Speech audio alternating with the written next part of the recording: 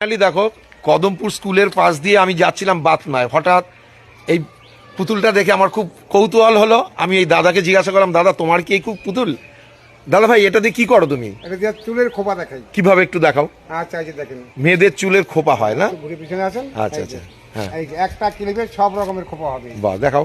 চুলের মধ্যে ক্লিপটা নিয়ে উপর দিকে মোড়া নিয়েছি, বাহ, গোড়া পর্যন্ত গিয়া যেই লকটা দেখালাম প্রথমে সেই লকটা করে দেন। এই যে বাহ, খোপাটা হয়ে গেল, দারুন দারুন। তারপরে আবার দেখেন এই যে ক্লিপটা খুলে আবার চুলের ভিতর নেন। এই যে ও, এই যে মাথার থেকে সুন্দর। 4 আঙ্গুল নিচে রাখেন। এই যে হ্যাঁ ভিতর দিকে দুবার মরান, হ্যাঁ, একবার এই দুবার উপর দিকে লক করে দেন। এই যে সব কুটুম বাড়ি যাওয়া যাবে খোপাটা দিয়ে। কত সুন্দর। উপর দিকে দুবার মরান। এই যে হ্যাঁ, চুলটা ঘাড়ের কাছে যাবে না, গরম লাগবে না, এখান দিয়ে হাওয়া যাবে আর একদম এসে থাকবে। বাহ, তোমার নাম কি গো? আমার নাম বিভূতি মন্ডল, আর বাড়ি? বাড়ি কালনা। Thank you. ফুলিয়ার বাদল। দেখো আবার দেখেন এই যে 3 ভাগ করে 1 ভাগ বের করে নেন। এই যে